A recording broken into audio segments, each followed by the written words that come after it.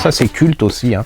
C'est Mark Welinsky qui avait écrit Le syndrome de Croyd chez Pocket, alors ça c'était pour moi une grande révélation, et ce type a écrit beaucoup de choses, de romans qui sont mais vraiment extraordinaires, parce qu'en plus il se renouvelle chaque fois, c'est jamais la même chose. Il avait écrit le secret de David Sander qui était absolument, et Bleu Velasquez qui était absolument une merveille, et je comprends pas d'ailleurs que ça soit pas encore en livre de poche. C'était aussi chez une maison d'édition, une jeune maison d'édition qui s'appelait Daphnis et Chloé, qui a beaucoup de découvertes. Et là, alors je me disais, pour faire mieux que ça, c'est pas possible.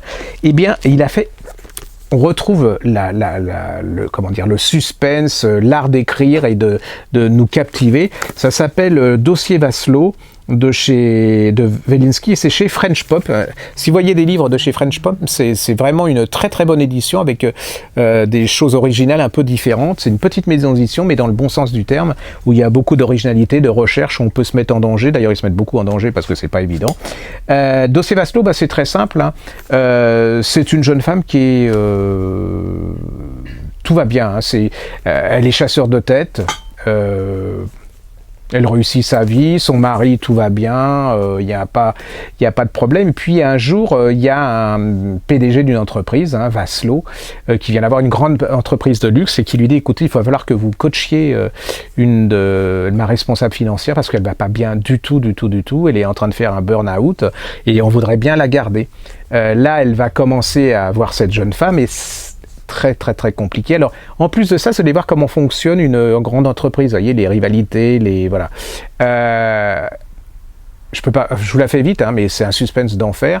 Et cette jeune femme, elle va mourir. Elle va, soi-disant, se suicider, mais est-ce un suicide, n'est-ce pas un suicide? Qui est responsable? Et puis en plus, il y a un problème, c'est-à-dire que elle rencontre le père de cette jeune femme, elle se rend compte que la photo du père n'est pas celle de la jeune femme qu'elle a rencontrée. Vous voyez, donc qui a-t-elle soigné?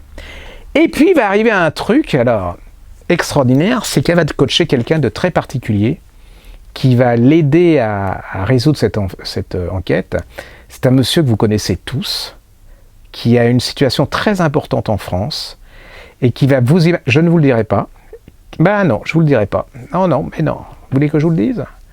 Ouais, ils veulent que je le dise, Thomas. Non, il est en train de... Non, parce que Thomas, il va faire des chroniques après, et comme il n'a pas lu les livres, il est en train de les lire en ce moment pour vous le dire. Non, je suis méchant. Et bon, allez, je vous le dis, c'est Emmanuel Macron qui va vous aider et qui va l'aider à résoudre l'énigme de ce meurtre ou suicide. On ne sait pas, et vous allez voir, ça va être beaucoup plus compliqué que ça, parce qu'il va y avoir l'État chinois qui va venir... Voilà, c'est très bien fichu. Si vous avez aimé Syndrome de Croyd, vous adorerez ça. Ça s'appelle Le président mène l'enquête de Mark Welinsky. En fait, ça s'appelle le dossier Vasselot. C'est hyper bien foutu. Il écrit bien et tout.